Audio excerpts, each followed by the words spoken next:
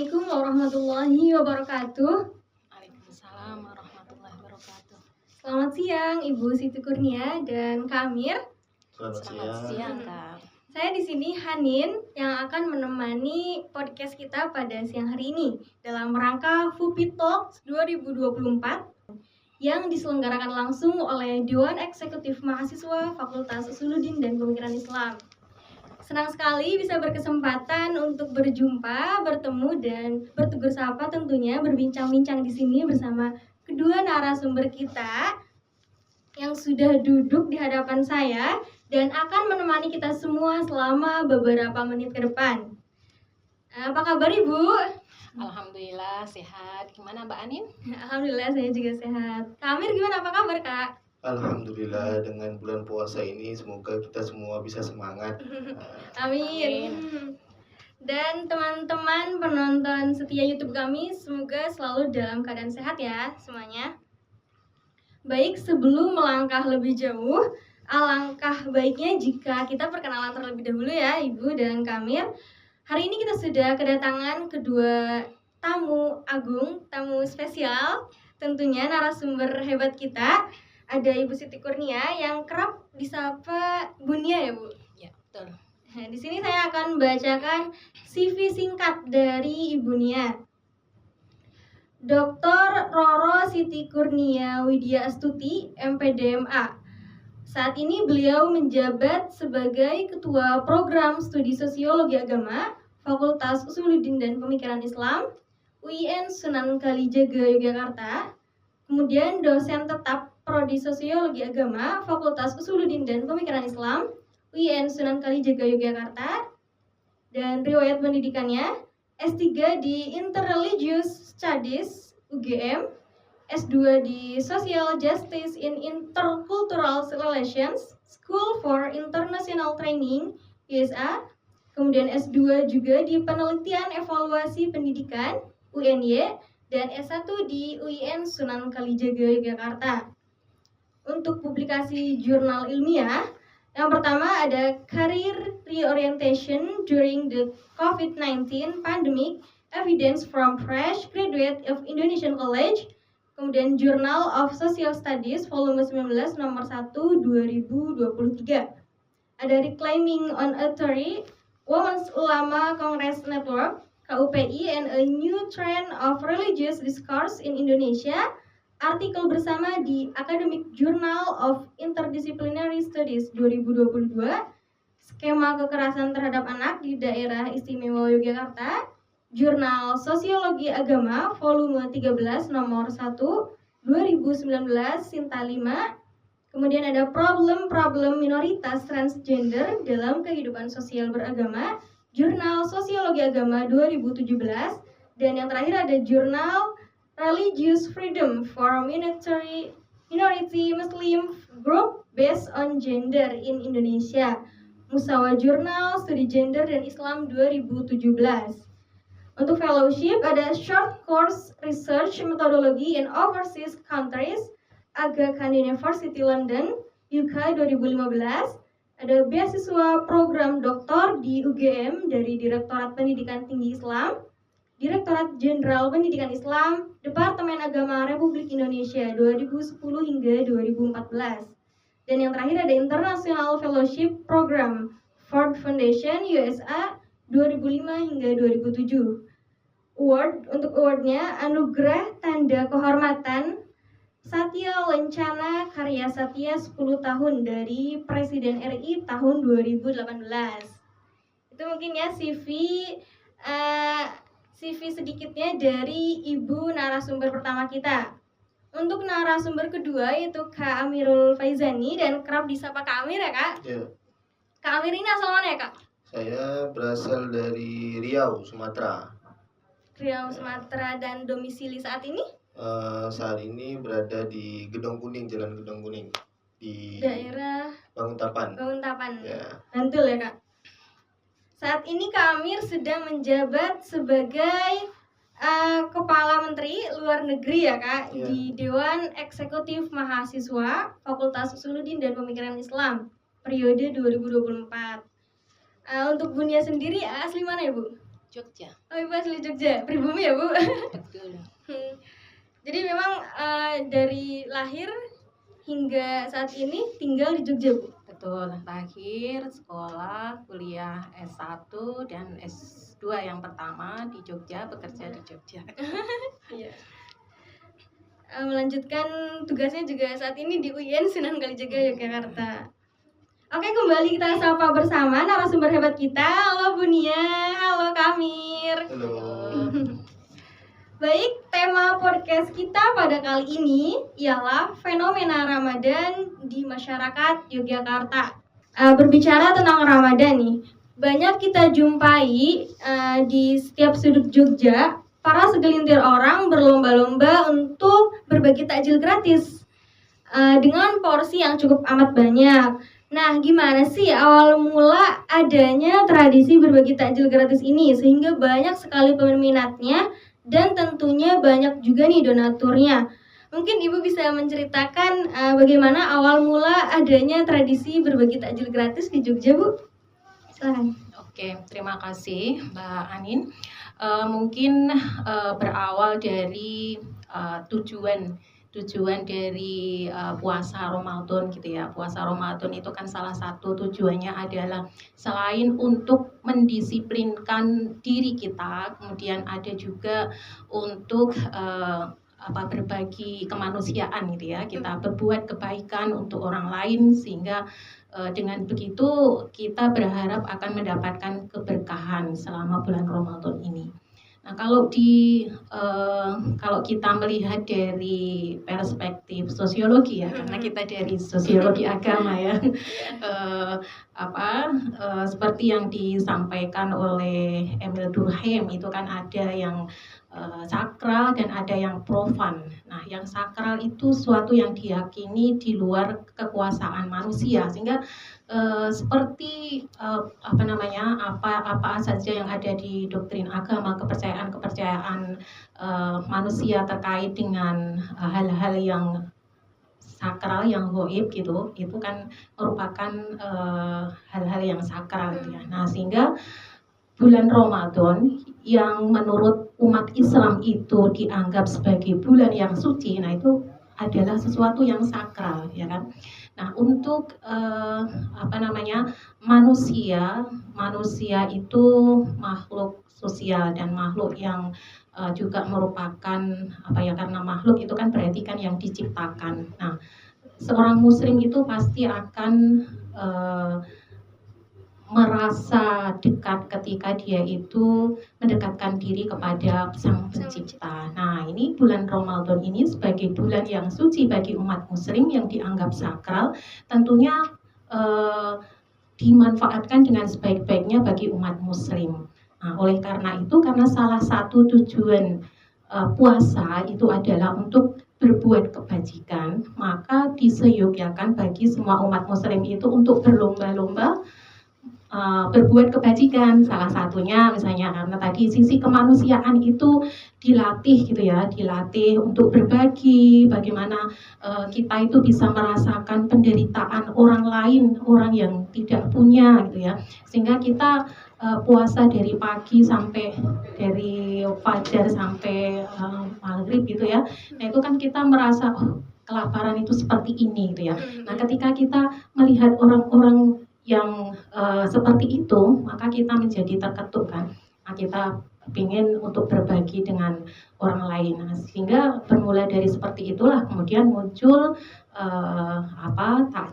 takjil gratis, kemudian buka bersama di mana-mana diagendakan. Itu kan salah satu untuk menciptakan atau untuk meningkatkan sensitivitas sosial kita kepada masyarakat. Nah, mungkin sekilas itu ya dari aspek sosiologisnya gitu. Oh iya, begitu ya Bu. Jadi adanya mungkin dari awal tadi tradisi berbagi takjil itu merupakan bagian dari sedekah kita ya Bu, gitu, kepada sesama gitu.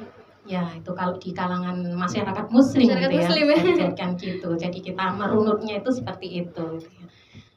Ya, kalau berbagi takjil memang ya sudah lama ya di masyarakat kita itu sering, tapi akhir-akhir ini tuh lebih banyak gayeng gitu ya, kalau lebih di Jogja ramai ya. Di pinggir-pinggir jalan teman-teman itu banyak berbagi, dan ada kelompok-kelompok atau komunitas juga yang memang sengaja menyediakan takjil untuk mereka yang membutuhkan, mungkin mahasiswa yang kekurangan kekurangan bekal itu ya, kehabisan uang saku misalnya. Nah itu bisa juga menghubungi itu. Jadi penerimanya itu bebas ya Bu, bukan ditujukan untuk tertentu gitu ya Bu, orang tertentu. Ya, semuanya bisa. Semuanya bisa mendapatkan gitu. Orang yang di perjalanan juga kan masuk musafir gitu ya, Iya. orang yang di perjalanan dan dia mungkin karena kita kan juga disunatkan untuk segera berbuka gitu kan ketika Iya. waktunya sudah tiba. Nah sehingga orang-orang yang memang sukarela untuk memberikan takjil gratis itu kan selain untuk memberikan makanan kepada orang-orang yang membutuhkan, tapi juga menyediakan bagi mereka yang berbuka supaya bisa segera berbuka, mengikuti sunnah yang dianjurkan gitu. Oh iya. Menyegerakan untuk berbuka gitu ya Bu. Iya, betul. Oke, jika seperti itu, Kak Amir, apakah ada program kerja yang akan diselenggarakan atau coming soon gitulah bahasa kitanya oleh Ormawa FUPI mengenai berbagi takjil atau semacamnya gitu Kak? Ya, izin Bu sama Mbak Hanin, terima kasih. Mungkin kalau dari segi kita melakukan program kerja itu mungkin bakalan ada, akan tetapi program kerjanya seperti apa mungkin kita akan mengkolaborasikan dengan kegiatan lainnya.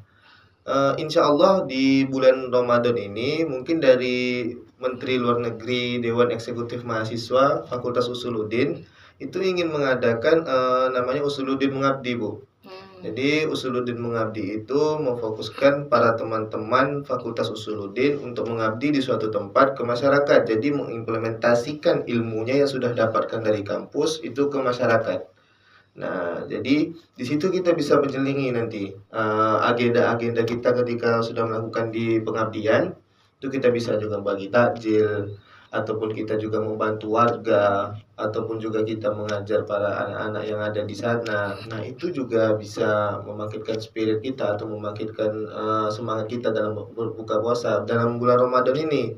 Tapi mungkin untuk dari segi pembagian takjil secara gratis nanti kita bisa akan lakukan program ini dan mungkin kita bisa akan share nanti. Mungkin kalau misal jadi coming soon mungkin bakalan ada. Ditunggu aja nanti mungkin bakalan ada keseruan dari Dewan Eksekutif Mahasiswa tahun ini. Semoga teman-teman gak bosan gitu. Nah mungkin gitu aja. Ya, berarti memang ada ya teman-teman. Silakan untuk stay tune lah ya untuk acara kami Usuluddin Mengabdi ya Kak. Lalu kemudian beberapa kali nih saya temukan berita di media sosial bahwa banyak juga warga non muslim yang ikut serta berburu takjil gitu Bu, akan tetapi di waktu yang bersamaan dengan para kaum muslim yang ingin mencari juga untuk berbuka gitu.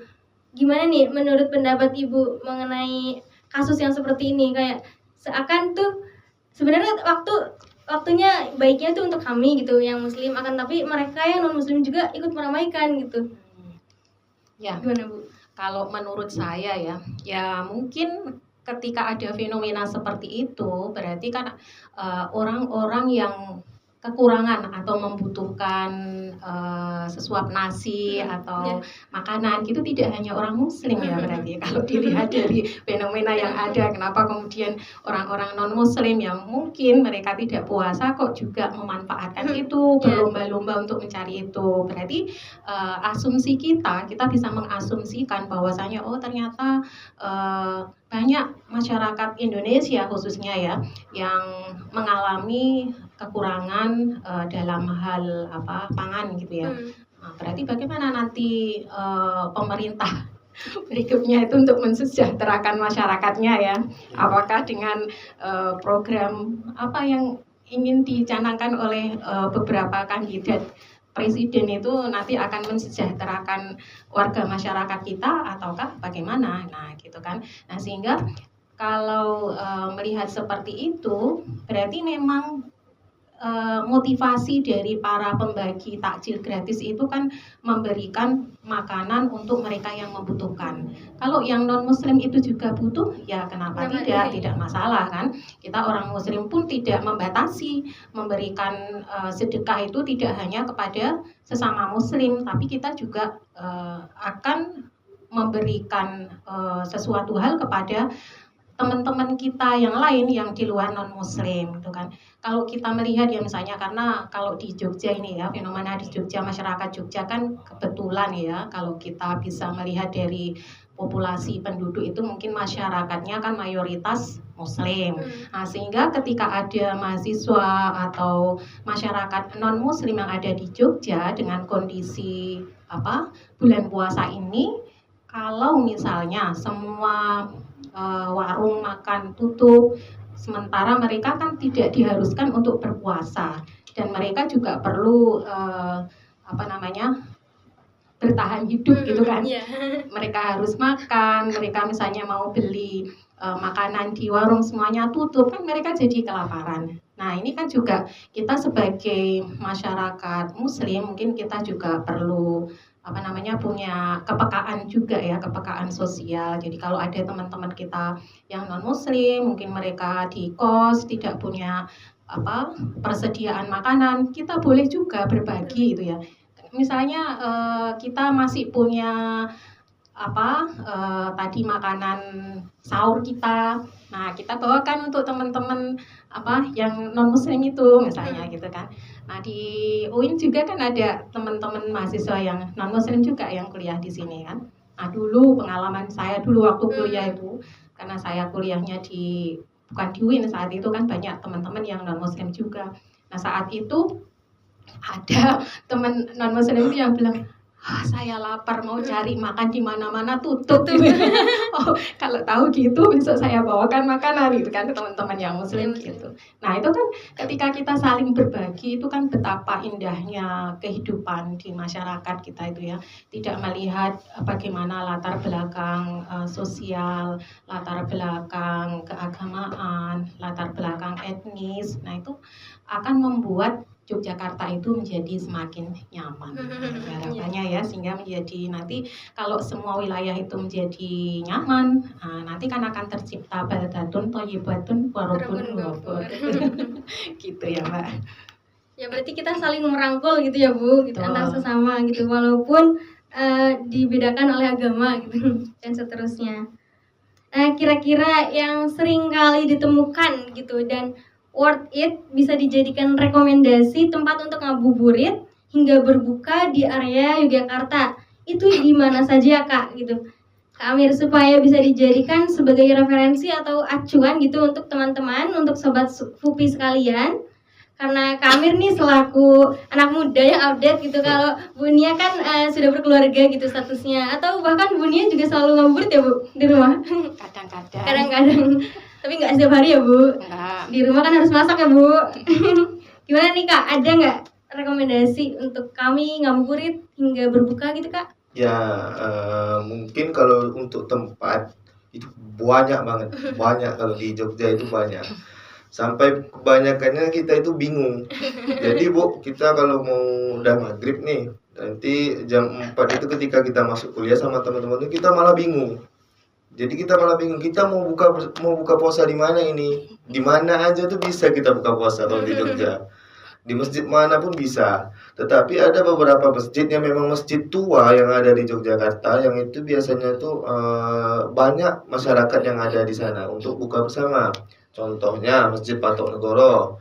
Mungkin bagi teman-teman penonton mungkin itu terdengar ada yang baru, mungkin ada terdengar yang lama. Mungkin Masjid Patok Negoro itu adalah masjid tua yang ada di Yogyakarta. Nah, mungkin seingat bacaan saya, karena saya dulu itu juga pernah sekolah pesantren ya, mondok dulu.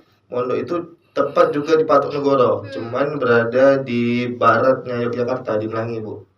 Nah, di saya dulu juga mondok di Patok Negoro Melangi.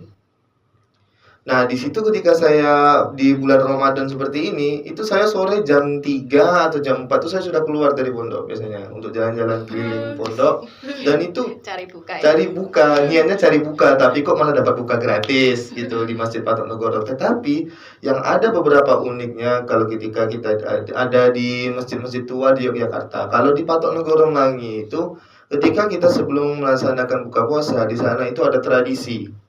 Nah, tradisi di Patok Negoro itu adalah ngelek. Nah, ngelek itu seperti sholawatan yang dibawakan oleh pendiri Kampung Melangi tersebut. Kampung Melangi itu didirikan oleh Raden Sandio. Raden Sandio ini itu adalah saudaranya dari Hamengkubuwono I dan anaknya Amengkurat IV.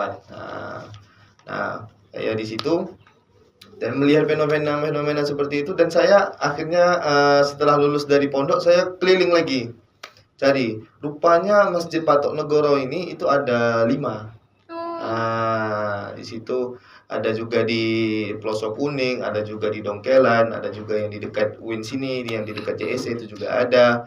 Dan saya keliling untuk melihat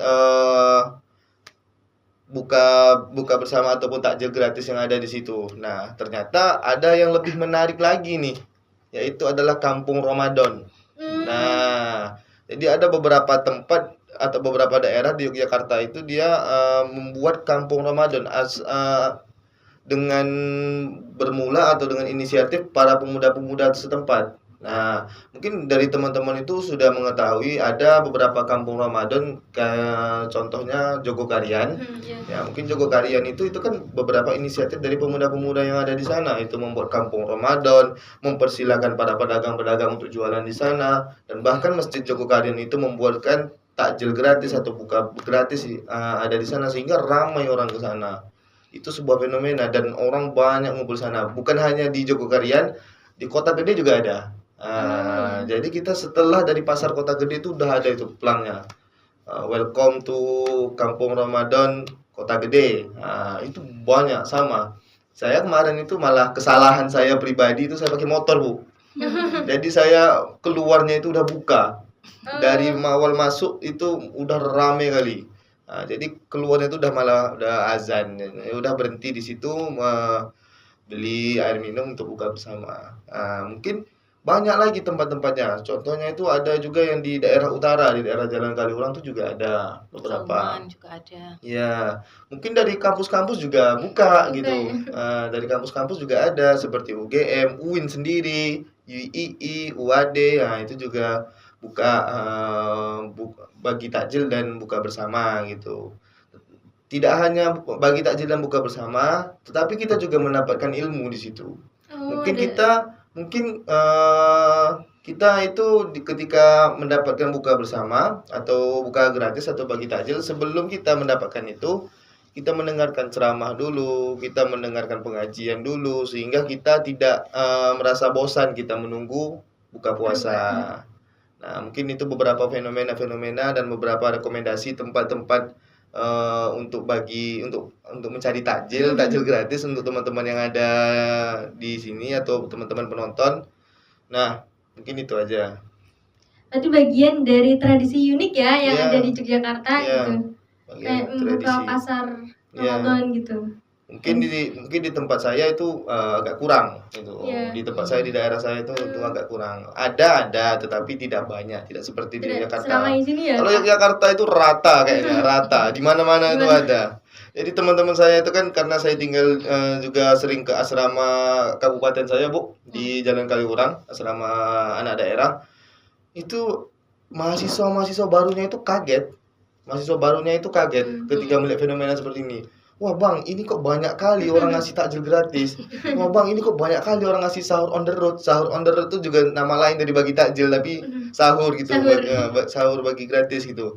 Ini banyak banget gitu. Sampai-sampai ya mereka itu melihat fenomena ini, mereka menceritakan ke orang tuanya. Di kanal pun menceritakan ke orang tua, dan orang tuanya itu juga menarik.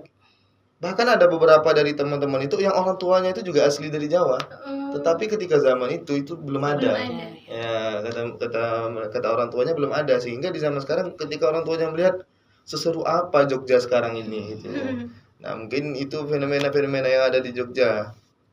Mungkin itu aja Mbak Anin. Oke, kemudian kita beralih ke dunia pekerjaan di Yogyakarta. Bagaimana nih etos kerja yang digaungkan oleh Pemda Yogyakarta beserta jajarannya selama bulan Ramadan berlangsung? Atau di kampus kita sendiri nih Bu, di UIN Sunan Kalijaga Yogyakarta, apakah ada kebijakan tertentu atau bahkan motivasi baru sehingga kita dianjurkan untuk tetap melaksanakan Ramadan dan tetap mengikuti kegiatan belajar di kampus? Oke, terima kasih ya. Jadi peraturan dari pemerintah terkait dengan jam kerja para PNS, terutama ASN dan juga mereka yang bekerja mungkin di perusahaan-perusahaan swasta, tapi khususnya di ASN ya, di lembaga-lembaga pendidikan, di pemerintah kabupaten, kota gitu ya.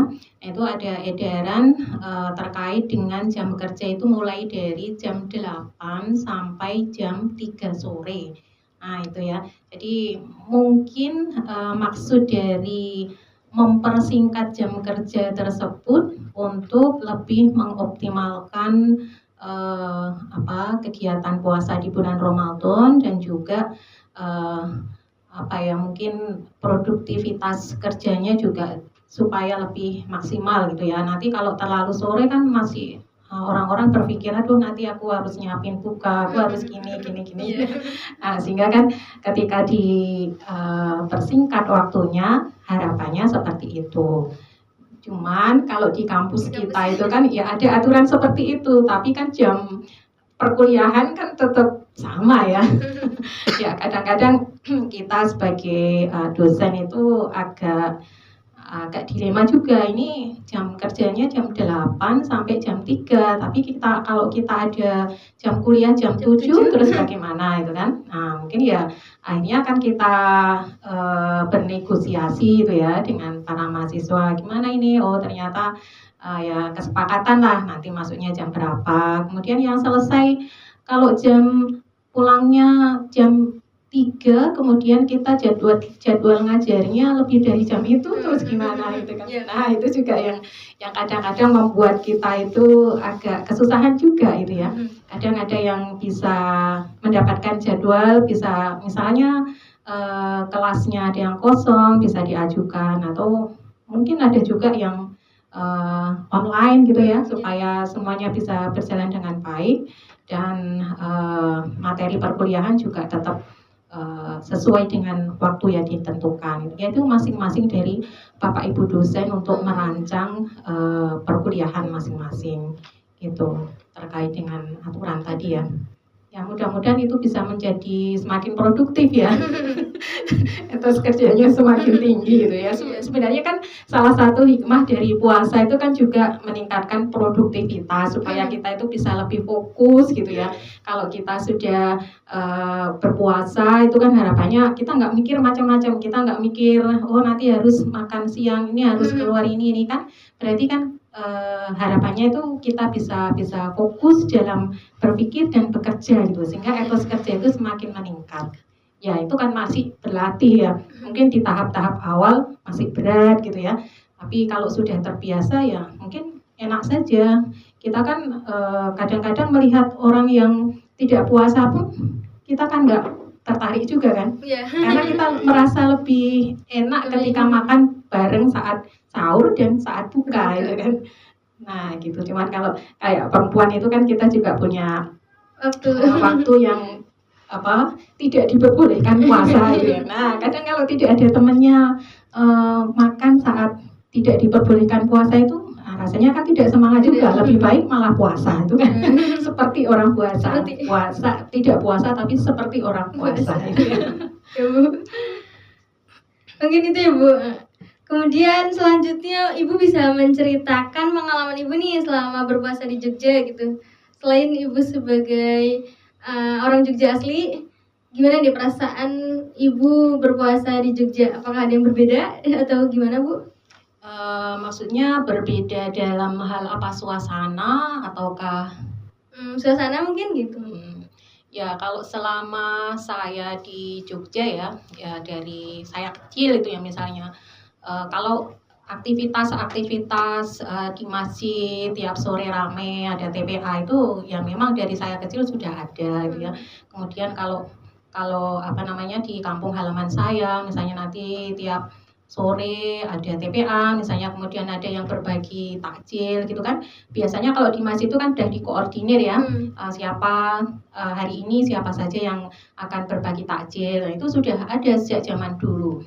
Cuman mungkin perkembangannya semakin hari semakin kesini gitu ya, itu saya rasa itu semakin apa ya, gairah untuk menyambut bulan Ramadan itu semakin tinggi dari masyarakat. Nah, itu tidak tahu apakah itu juga dilatar belakangi dengan semangat keagamaan yang semakin meningkat, ataukah euforianya itu hanya wah ini Ramadan ini harus begini ya, kadang-kadang kan gitu ya. Kadang-kadang mereka yang ke masjid itu kan karena berharap nanti dapat makan gratis gitu kan, motivasinya jadi lain gitu kan, jadi motif biologis bukan motif religius gitu kan. Kadang kayak itu juga berbagi Jumat berkah itu kan. Nah itu kan di Jogja itu juga akhir-akhir ini ya, baru beberapa tahun belakangan itu, kemudian di masjid-masjid, di banyak masjid itu diselenggarakan sedekah Jumat berkah itu. Ada sebagian itu yang ya seperti ini, misalnya contoh saja di kampung saya aja gitu ya, tidak usah yang jauh-jauh. Ya kadang-kadang masyarakat itu di masjid yang kelihatannya Jumat berkahnya itu lebih makmur gitu ya. Nah itu lebih banyak ininya jamaahnya. Jadi kadang ternyata udah banyak datang nggak ada yang ngasih Jumat berkah gitu ya. Jadi kecewa gitu. Tapi ya alhamdulillahnya orang-orang yang dulunya tidak sholat gitu kemudian tertarik untuk ke masjid, walaupun awalnya itu motif biologis tadi itu ya, karena pengen sesuap nasi ya, mungkin dengan latar belakang yang bervariasi gitu ya, mereka yang kondisi perekonomiannya juga berbeda-beda gitu ya. Ya terutama kalau anak-anak kecil itu kan tertariknya karena di sana ayo kita sholat di sana karena di sana enak itu makan Jumat berkahnya, di sana itu kurang bagus di sana aja gitu kan. Gitu ya. Nah itu perkembangan saat ini tuh semakin bagus gitulah suasana Ramadan, seperti yang disampaikan Mas Amir tadi ya, di berbagai wilayah di Jogja itu kan banyak pasar Ramadan gitu kan. Ada kadang-kadang di depan masjid itu ada masyarakat yang memang sengaja untuk buat kayak semacam bazar gitu ya di berbagai wilayah gitu ya. Nah itu kan mempermudah masyarakat untuk menyiapkan buka itu, kadang karena kesibukan tidak sempat, jadi kadang memilih untuk membeli saja gitu. Atau kadang orang juga berpikir itu, orang di kota itu kadang berpikir kalau beli jadi sama masak sendiri itu kadang-kadang lebih murah beli jadi itu. Ya kan, kadang-kadang ini kita sudah masak sekian gitu.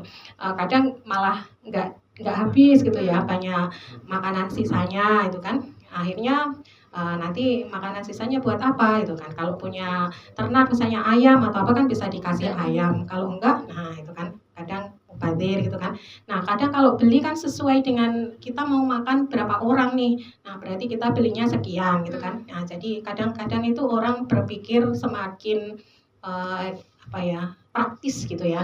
Jadi tidak perlu masak, mungkin lebih ekonomis dan lebih cepat gitu, kita bisa mengerjakan yang lain. Itu kalau fenomena yang terjadi di masyarakat perkotaan. Kalau di masyarakat pedesaan itu masih selalu memasak kayaknya, karena mungkin lokasinya juga jauh dari tempat-tempat kuliner gitu kan. Kalau di Jogja kan ya, kalau saya dari rumah saya tuh keluar sedikit semuanya itu sudah kuliner semua sepanjang jalan. Gitu ya. Baik, kalau untuk Kak Amir sendiri gimana nih Kak, pengalaman Kak Amir selama berpuasa di Jogja? Atau ini sudah menjadi tahun keberapa Kak Amir berpuasa di Jogja? Kalau tahun keberapa nggak bisa kehitung sih, dari tahun 2018 sampai sekarang nggak tahu udah tahun keberapa. Udah lama ya Kak? Udah lama, udah lumayan. Udah lumayan. Tapi untuk Kelihatan. tapi untuk fenomena sama pengalaman itu banyak. Mungkin dari segi saya sudah melihat beberapa fenomena sebelum pandemi, sebelum Covid sampai setelah pandemi. Dan jujur saja sebenarnya itu untuk dari pengalaman saya fenomena ini yang lebih rame itu sebenarnya setelah Covid.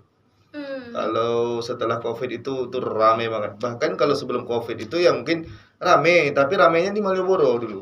Dulu ramenya di Malioboro. Jadi para mahasiswa-mahasiswa dari kampus-kampus yang ada di Yogyakarta, kalau bagi takjil itu biasanya di Malioboro kalau kebanyakan. Kalau sekarang itu agak sepi.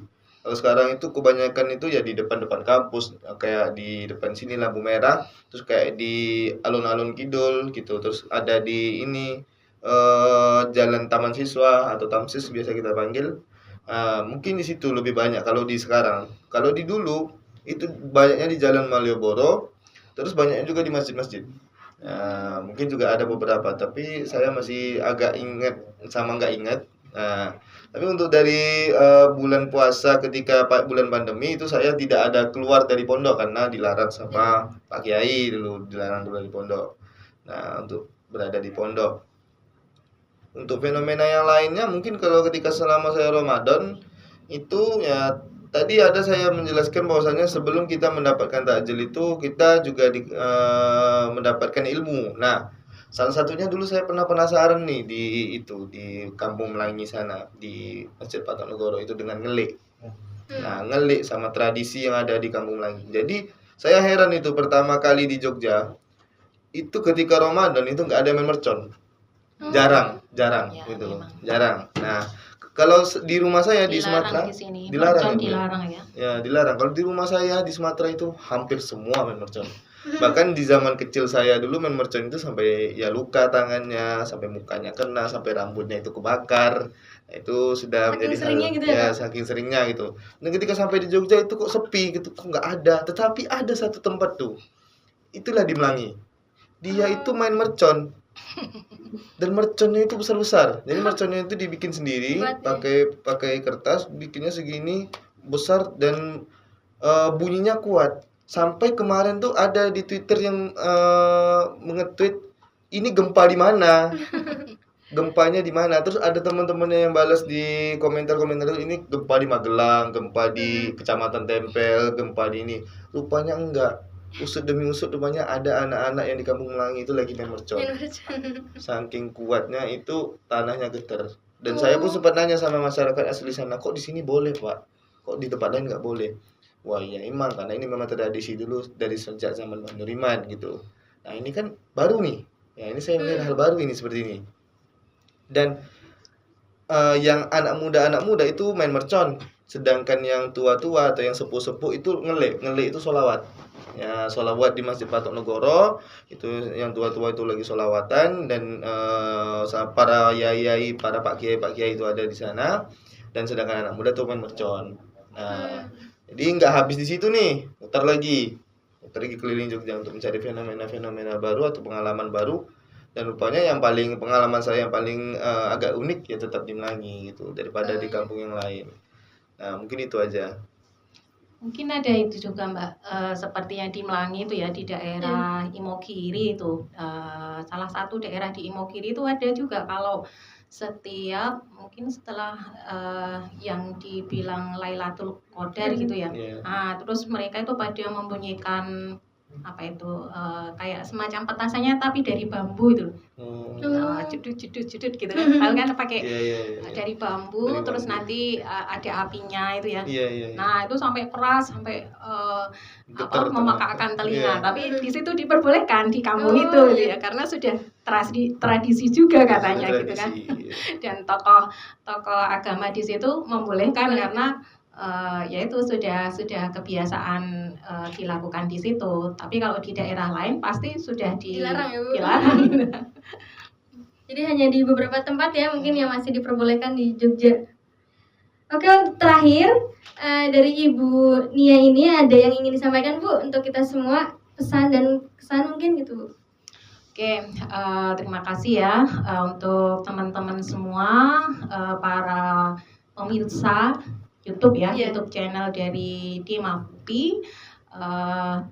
dalam rangka untuk meningkatkan ketakwaan kita kepada Allah Subhanahu wa taala di bulan Ramadan ini, marilah kita bersama-sama, tidak hanya kalian semua, tapi saya juga mengingatkan pada diri saya sendiri juga ya, untuk lebih meningkatkan kepekaan sosial kita terhadap sesama gitu ya, tidak hanya sesama muslim tapi juga orang-orang yang berbeda dari kita gitu ya, sehingga kalau kita sudah ada kepekaan sosial yang demikian mendalam, mudah-mudahan apa yang sudah kita usahakan untuk menuju ridho ilahi itu bisa benar-benar mendapatkan ridho dari Allah Subhanahu wa taala, karena rasa kemanusiaan kita itu semakin meningkat gitu ya, sehingga ketika kita suka berbagi, ketika kita peduli terhadap orang lain,